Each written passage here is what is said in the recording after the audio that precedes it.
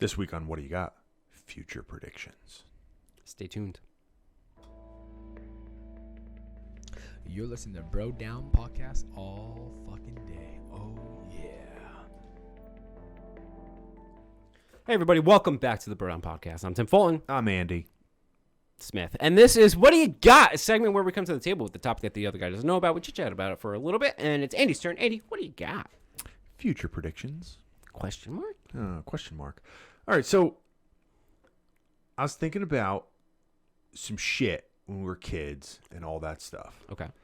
And thinking about what we thought was going to be things in the future. Okay. And it's not so much the things that came that we knew were going to come. It's the things that became things that we had no idea were going to become a thing.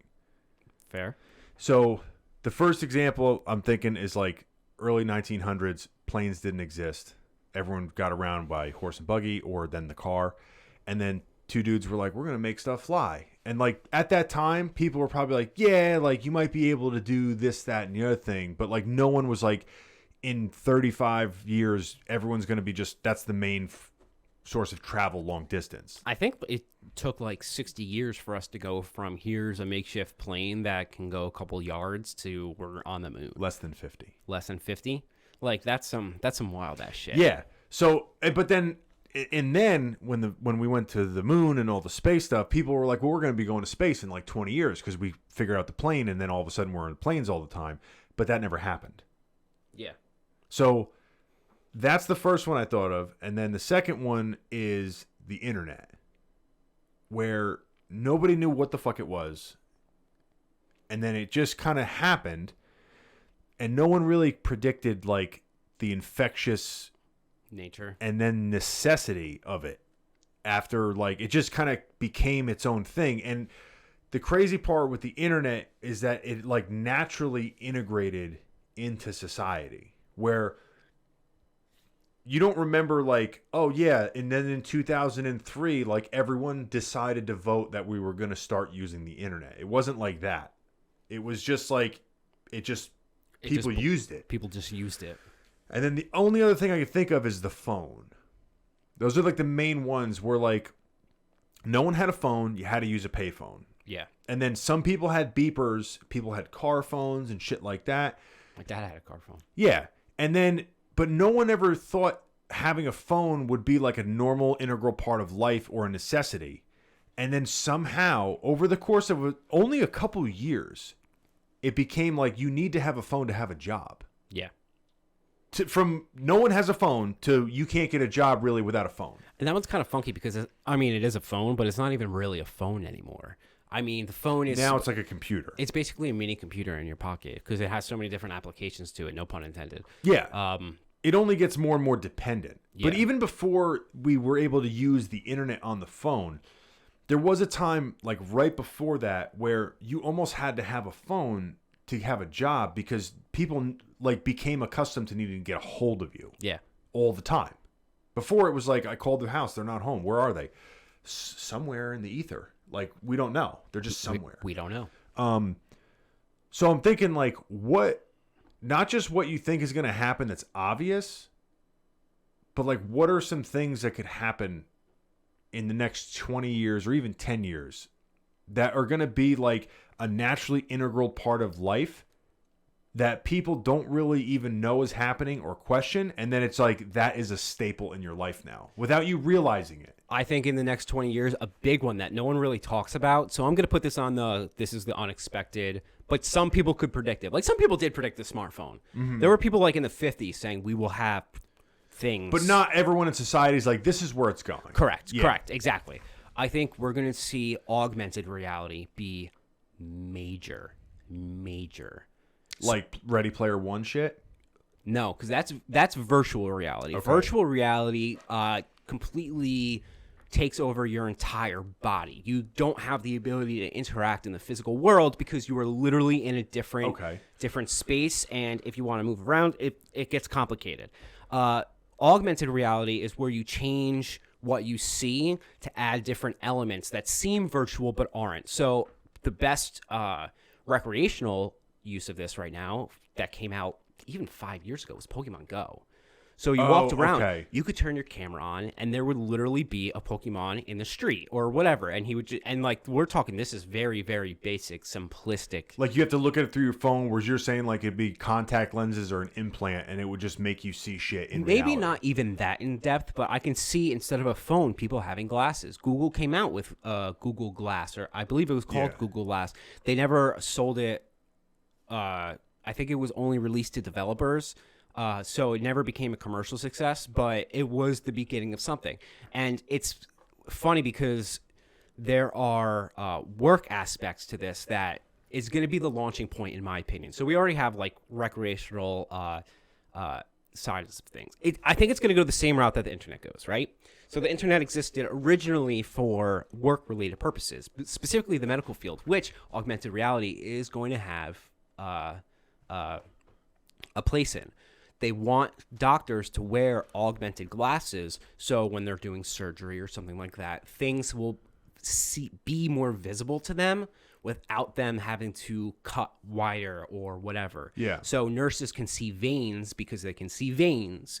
It has a lot of applications. It has a lot of applications. Yeah. And then same thing happened with the internet, where we had a lot of applications for the professional field. Then some people came along and said, you know, what would be fun if we could play chess and checkers, and maybe we'll have some word games on there. That could be a lot of fun. And then those things started getting a little bit more technical, which I think we're going to do the same thing there. And then people just started being like, we just want a place to lounge. So then you came out with Facebook and MySpace. And I could see like weird ass shit happening. Imagine if someone is walking down the street and they just have strippers around them, but no one can tell that. They're the only ones who can see it. Except for the raging boner. Except for the raging boner. So I think that is going to be, and the technology exists. It just has to be refined. We know how to do it. So I think within the next 20 years, we're going to start seeing real applications of that, and maybe even like a lot of people. I'm not saying it's going to be as prevalent as a cell phone, because I don't see everyone adopting it, but I could imagine a lot of people would. Same way that Bluetooth headsets. A lot of people will throw in a Bluetooth headset. Not everyone does that because it's weird. Yeah. But I can see it being like in the same level. Yeah, so there basically be like right now, a big part of the whole like social media arguably has the most like users of any other thing, really. Yeah. And that's literally just about keeping people on it. Yeah. That's the business, is keeping people on the app, using your shit. Yeah. So it would just be a matter of finding enough applications or ways to allow other people to make the format for you, and then they could basically just be like, just stay on it, and then we'll have ads pop up while you're playing Pokemon Go in your head while you're watching shit. Yeah. Like, guy will be trying to do surgery, and it'll be like Buffalo Wild Wings. You know, well, and off. that's the other tricky part. So I think the hardest part for this right now is that you have to figure out a way for things in augmented reality to interact with real life. So you can't have a stripper, because you have to make it feel real. You want them to feel like they're part of the environment, not just that they're an image in the environment. So if you have a stripper on a pole to your left-hand side and a car drives by and it goes right through her, that would kind of suck. So you have to program it road. Can't have people in road. That's that sort of thing. Yeah. But yeah, I mean, there's ways around that. I guess if you would just, it would just almost be like a hologram where the car would just go through it and it would just pretend it wasn't there. Yeah, but again, that would kill the. I mean, it depends on the application and whatnot. Smarter people than us are working on stuff like that. Yeah. But I'm saying within 20 years, we're gonna see that's gonna be heavy.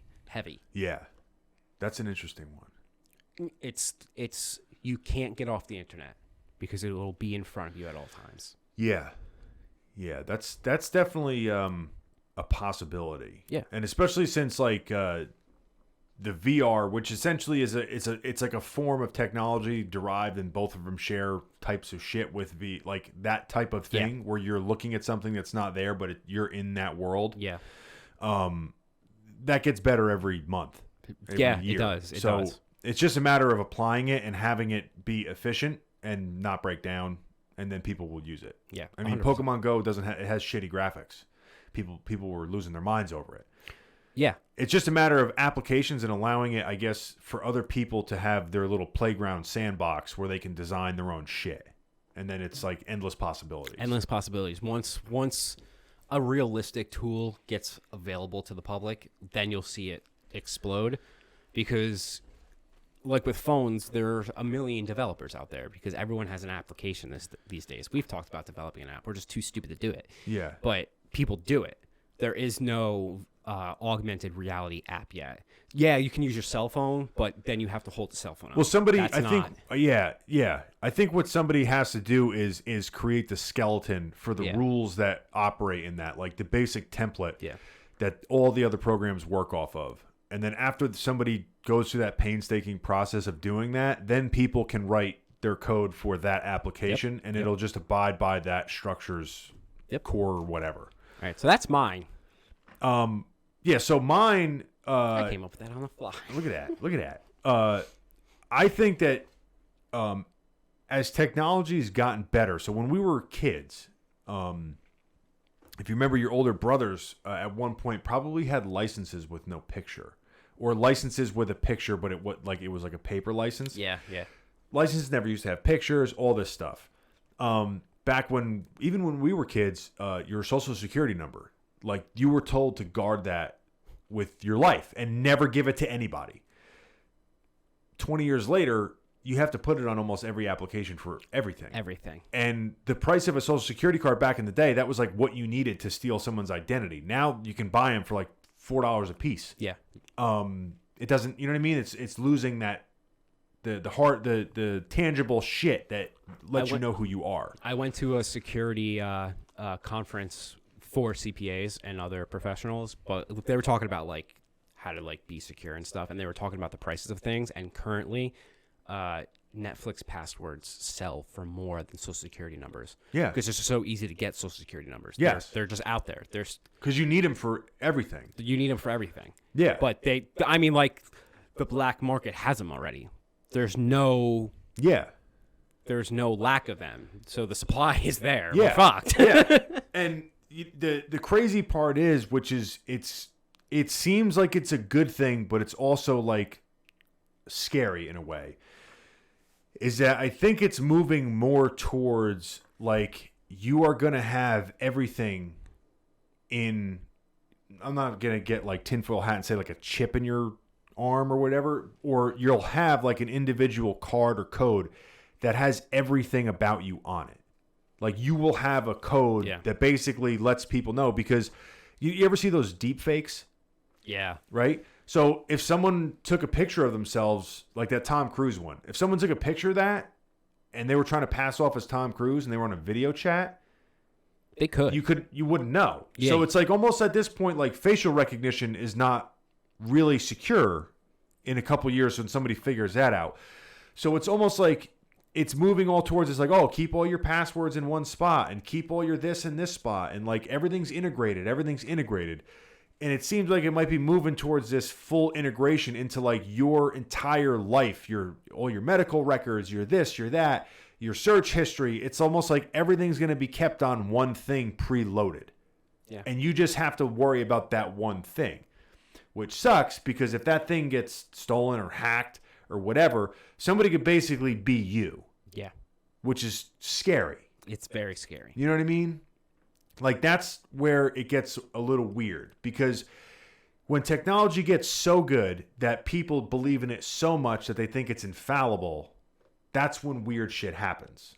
Yeah. Like video footage. We have you on video. Well, it just so happens you have somebody that looks really like me, not me. And those weird coincidences and shit like that are like, hey, your credit card was used in these different stores. And you're like, yeah, but it was stolen. It wasn't my credit card. Like, all that information in one spot thing, it's probably on paper a good thing. But in the long run, it kind of takes away from something. So, again, I think this is going to be a situation where smarter people than us are going to come out with, like, the real solution. But I like the generic direction that you're heading in, and to prove that, password vaults are currently a thing. I've told you about them personally in the past, but what a password vault is, it sounds like it makes no sense, because a password vault, I use one. I have LastPass, which I have on almost all of my devices. So wherever I log in, I have all my passwords saved. On the surface level, it makes no sense, because that means all you need is my LastPass password, and then you have everything that I have. You literally don't even have to log in. You click a button and it does it for you. Mm-hmm. But the way LastPass works in my benefit is that I require multi-factor authentication. So not only do you need that password, which is very complicated. Text message. You essentially need my phone or to somehow replicate my phone. So it's much harder. But because of that, all my other passwords are not only secure, but they can be ridiculously complex because I don't need to know them anymore. Yeah. I don't need to know what my passwords are, any of them, except for one. Yeah. So I think something is similar is going to happen there where someone's going to come up with something where, on paper, it seems really, really sketchy that your entire life exists on that. But think about it this way. Say something happens where all your life is on there. And with this whole crypto thing moving towards digital currency, most people's currency at this stage is digital. It's in a bank with some numbers on it. Yeah. You don't have it physically underneath your mattress. The vast majority of money is not physical. So if someone's like, oh, Tim owes taxes or Tim has an outstanding ticket, we'll just suspend his account, meaning your entire life. Yeah. So it's like, oh, shut his accounts off. So now there's no more physical money. You just can't get anything because the government has shut your account down. So you can't go on a plane. You can't get a taxi. You can't do anything. And it might be even integrated into the point where you need to have your card to operate a vehicle. Yeah. So you can't operate a vehicle if you have a warrant out for a ticket or whatever. Yeah. And which is kind of scary. Yeah. I mean, we get into really weird levels of like human rights violations and stuff like that. But like, because I'm of the like, I don't want people to commit crimes. I don't want people to commit crimes. But I'm also of the thought of like, there's got to be a balance of like allowing people to live their lives unaltered, and you just at some point have to be smarter than the criminal with certain things. Yeah. Like you shouldn't impinge on other people's right because you don't want somebody to steal tax money. Like you'd be smarter than the guy trying to steal from you. But like when they're just starting to shut down Joe Blow because he missed a payment, and now he can't go to work because his car won't start or some shit like that. That's when it gets freaky. That's when it starts getting really, really freaky. Yeah. But that's the weird thing. Like, those two things that we talked about can slowly integrate and slow boil into existence, and then we just accept it. Yeah. Because, go ahead. To your benefit, that's like a thing right now. They want to start making it. So if you were to deposit a large amount of cash into your bank account, red flags go up. Mm-hmm. And your bank will notify somebody. $10,000. Is that the number? Yes. Okay. Well, that number's changing. They want 600. They want it so that every single time $600 goes in and out of your bank account. And I don't know if this is going to go through or not. So, and again, we're not really a news show, so take this with a grain of salt. But every time $600 goes in and out of your account, someone is to be notified. And the reason they want to do that is right now for tax purposes. If you have a cash business and you're depositing $600 and you're not claiming money, the IRS wants to know about it. So you don't do that. They want you to pay your taxes. See, do you think that as somebody that works in finance, do you think that that's an infringement upon people's privacy? Yes. So do I. Yeah. It's 100% an infringement on because where does it stop? If I deposit $600, how do you know what if grandma gave me a gift? But here's the thing. Even if it's not grandma gave you a gift, you could have been saving $20 a week for the last 20 years and I just deposited. I already paid the taxes on that. But now you're going to have to explain where you got the money you earned because you're depositing $600. Yeah. I don't know what the logistics of it is. Like, I don't know if someone just gets notified or if like... It doesn't matter. Exactly. It doesn't matter. It doesn't matter. Nobody should be... People are too willing to give up their information. Yeah. And that is one of the things where, why is it the government's business is, all right, you made this much money on paper at your job. Other than that, fuck off. Yeah. You don't deserve to know what everyone does with their money. If people want to go, buy fucking illegal drugs with it, get them for the illegal drugs. Yeah. But you don't get to just decide that people are misspending their money. Yeah. Yeah. No, I'm fully behind you on that one. And I think it's a misfire anyway. Because if this really is about taxes, which I really don't, I think that's partially what it is, but not really. I think it is a thing about control. But if this really is about taxes, the little guy doesn't matter anymore. Like they do, but they don't. The most important thing the government should be able to do is to tighten up tax loopholes and get the bigger corporations to start pay their fair share. Yeah. I'm a libertarian, so I'm not even saying like raise taxes or whatnot. Just close tax loopholes so people can. So a company that made $20 billion last year pays $1. Like how about fix the problem? Yeah. When it comes to shit like that, when they're like, oh, we're gonna stop drug dealers or people that are, it's like, okay, so you're gonna fuck with the 95% of people that aren't doing that, to catch the 5% that are. How about come up with a different solution? Like that doesn't make any sense, right? It really doesn't. I saw a funny meme the other day. I was like, I want to congratulate drugs for winning the war on drugs. 100%. The drugs won. Do you know what's really fucked up? What? Do you know how the mob in this country became the mob in this country? It was during the Prohibition, wasn't it? That is what gave them money. Yeah. The only thing that gave them power was the fact that they made booze illegal. Yeah. If it wasn't illegal, they would have had no way to make that much money. There's a life lesson for everybody. And then what happened? They made it legal again, in part because so many people were making so much money, and the government was like, we want to make the taxes. Yeah. It's the same thing with drugs. Like, oh, the drugs are everywhere. It's like, well, they're illegal. That's why they're expensive. That's why people are bringing them in. Yeah. If they're legal, no one's going to bring them in. Yeah. You don't see people like importing illegal nails and hammers because it's not illegal to buy a nail and a hammer. I thought you meant nails. I'm like, why would someone? No, not fingernails. Kind of freak you out. All right, well, this got oddly government related, political. Yeah. I couldn't think of the word political, so I said government. All I know is that they're not going to have to check my bank account because $600 doesn't go in at any time. But that means every paycheck. They're just going to message you and be like, are you okay? That means every single paycheck. And that's the other thing. I don't know how they would actually follow it. I mean, there's clearly too many transactions for the IRS to be able to follow. Actually like look at. So it's just going to sit in some sort of data bank somewhere. But that's the problem though, is that it's not about looking at it and going through all of them. It's just in case. So they have all that information just in case. It's like imagine somebody recorded every word you ever said. Yeah. But they don't do anything with that recording until something happens. Yeah. And then they're like, well, now let's go back and listen to what Tim has to say. And then you're like, fuck. Definitely said some shit when I was drunk, shouldn't have said. So now I got to worry. Yeah. What kind of deal you want? Huh? What do you want me to do? Huh? All right. So what's the moral of the story? The moral of the story is we don't know what we're talking about, and we like to make up fake statistics that sound good. So these are our predictions for the future. I think that augmented reality is going to be a thing.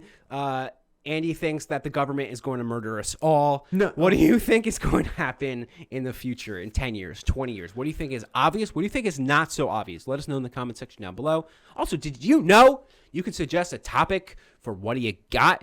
Andy needs some better ones, so go to brodownpro.com. There's a little portal section where you can write in a topic of your choosing, and we will talk about it if we think it's cool. And if it's not, we're just never going to mention it. So fuck you. Make it as stupid as possible. We'll catch you guys next time. You're listening to Bro Down Podcast all